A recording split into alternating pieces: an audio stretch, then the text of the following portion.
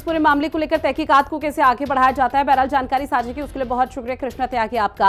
और अब बात करेंगे बरेली को लेकर, जहां बरेली हिंसा की जांच के लिए एसआईटी का गठन किया गया। आपको बता दें कि डीआईजी एच साहनी ने एसआईटी का गठन कर दिया है। 8 सदस्यीय एसआईटी टीम का गठन किया गया है, जो कि इस पूरे मामले की अब जांच पड़ताल सिलसिलेवार तरीके से की जाएगी। बरेली में 48 घंटे तक इंटरनेट सेवा पूरी तरह से बंद है। पुलिस के तमाम बड़े बड़े आला अधिकारियों की तरफ से लगातार गश्त की जा रही है, पेट्रोलिंग की जा रही है और लोगों को भी, आम जनमानस को ये सलाह दी जा रही है कि किसी भी अफवाह में वो ना आए। अगर कोई बरगलाने की कोशिश भी करे और लगे कि कोई अफवाह फैलाने की कोशिश भी कर रहा है या साजिश रच रहा है, तो तुरंत भी पुलिस के किसी भी आला अधिकारियों को यहां पर अवगत जरूर कराएं, उनको जानकारी जरूर दें। क्योंकि आपको बता दें कि तौकीर रजा की गिरफ्तारी हो चुकी है और तौकीर रजा ही वो है जिसने आई लव मोहम्मद के पोस्टर को लेकर जो प्रदर्शन हो रहा था उसमें हिंसा भड़काने की यहां पर कोशिश की थी। और इसी तरह का आरोप पुलिस के कई तमाम जो आला अधिकारी हैं उनकी तरफ से लगाया जा रहा है। और अब शायद माना भी जा रहा है और कयास ये लगाए जा रहे हैं कि तौकीर रजा के कहने पर अगर इतने मुसलमान लोग सड़कों पर आकर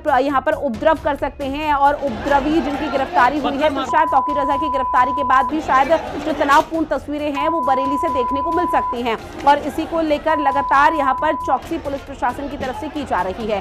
राहुल मेरे सहयोगी लखनऊ से हमारे साथ लाइव बने हुए हैं। राहुल, पूरे मामले पर क्या अपडेट है? क्योंकि देखिए, तौकीर रजा की तरफ से मुसलमान लोगों को आह्वान किया गया था, वो प्रदर्शन करने के लिए सामने आए और उसके बाद हिंसा की तस्वीरें सामने आई। लेकिन योगी सरकार ने भी एक सख्त संदेश दे दिया है तौकीर रजा की गिरफ्तारी के बाद। क्या आने वाले समय में तनाव और बढ़ सकता है?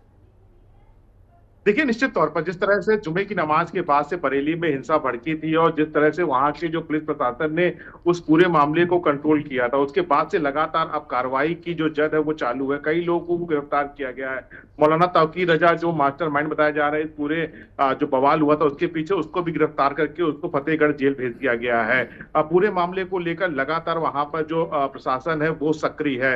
48 घंटे के लिए इंटरनेट सेवाओं को पूरी तरह से बंद कर दिया गया है ताकि किसी तरह का कोई अफवाह ना फैल सके और उसके बाद से जो स्थिति है वो तनावपूर्ण ना हो जाए। इन तमाम चीजों को ध्यान में रखते हुए 48 घंटे तक वहां पर इंटरनेट बंद कर दिया गया। इसके अलावा 8 सदस्यीय एसआईटी का भी गठन किया गया है। डीआईजी एजाज साहनी के नेतृत्व में ये एसआईटी की जांच है वो पूरा मामले की जांच करेगी कि आखिर किन लोगों ने शुक्रवार के दिन बरेली के माहौल को खराब करने की कोशिश की।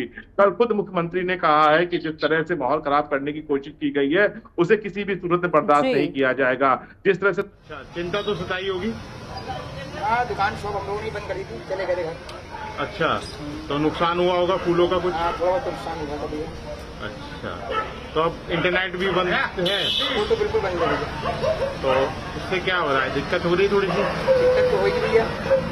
अच्छा, आजा आजा। तो देखिए, अब लगातार राहुल यहाँ पर लोगों के रिएक्शन भी सामने आने लगे, क्योंकि सरकारी संपत्ति को अगर नुकसान पहुंचाए।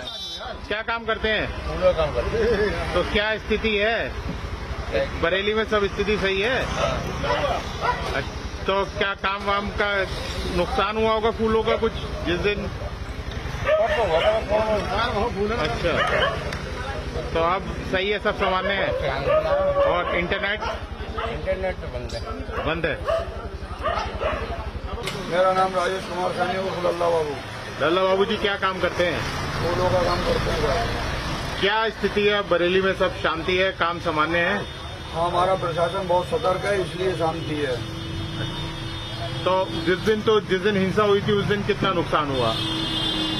लोगों का काफी नुकसान हुआ। व्यापार बंद होना सबसे बड़ी कमी है। अच्छा, अब जान इंटरनेट बचाना मुश्किल था उस दिन। अच्छा, क्या हुआ था? पथराव हुआ था। तो देखिए, अब लोगों के रिएक्शन सामने आ रहे हैं और सीधे तौर पर राहुल ये कहा जा रहा है कि जो सरकारी संपत्ति है उसको तो नुकसान पहुंचा है, लेकिन कहीं ना कहीं पर्सनल लॉस भी लोगों का बहुत ज्यादा हुआ है। पर आने वाले समय के लिए फिलहाल पुलिस प्रशासन वहां पर कितना मुस्तैद है, किस तरह से तैयारी की गई है ताकि इस तरह के हिंसात्मक घटनाओं की पुनरावृत्ति न हो सके? देखिए, निश्चित तौर पर जिस दिन बरेली में शुक्रवार को बवाल हुआ नमाज के बाद, उसके बाद से लगातार पुलिस प्रशासन तमाम जो संवेदनशील इलाके हैं वहां पर लगातार गश्त कर रहा है। इंटरनेट को आज शाम तक के लिए बंद किया गया है ताकि किसी तरह की कोई अफवाह ना फैले और लोग सड़कों पर प्रदर्शन ना करें। आप एहतियात स्थानीय प्रशासन की तरफ करते जा रहे हैं ताकि जो स्थिति शुक्रवार को बिगड़ी थी वो उसकी पुनरावृत्ति ना हो। खुद सीएम योगी आदित्यनाथ और गृह विभाग लगातार मॉनिटरिंग कर रहा है। डीआईजी एसआईटी के नेतृत्व में एसआईटी का गठन भी किया है ताकि पता चल सके कि लोगों ने उस दिन उपद्रव फैलाने का काम किया, और जो जिन्होंने फैलाने का काम किया उनको गिरफ्तार भी कर लिया गया। उसमें सबसे बड़ा नाम मौलाना तमशीद रजा है, जिनको फतेहगढ़ जेल शिफ्ट कर दिया गया है ताकि बरेली में कोई हिंसा ना बढ़े। तमाम चीजों को एहतियात के तौर पर लगातार स्थानीय प्रशासन के द्वारा किया जा रहा है, और लगातार जो संवेदनशील इलाके हैं वहां पर लगातार पुलिस के द्वारा गश्त किया जा रहा है, लोगों को जागरूक किया जा रहा है कि जो पुनरावृत्ति दोबारा ना हो सके इसको लेकर, और लगातार वहां पर जो प्रशासन है वो नजर बिल्कुल। और बनाए देखिए, रखे योगी हुए है कि आदित्यनाथ स्थिति की फिर से सरकार की तरफ से साफ संदेश दे दिया गया है कि बख्शा तो कोई भी उपद्रवी नहीं जाएगा। बहरहाल राहुल, जानकारी साझा की उसके लिए बहुत शुक्रिया। तो देखिए, बरेली में शांति के साथ तनाव की स्थिति अभी भी बनी हुई है। ये तस्वीरें आपकी टीवी स्क्रीन पर, जहां तौकीर रजा को फतेहगढ़ जेल में शिफ्ट कर दिया गया है। साथ ही चप्पे चप्पे पर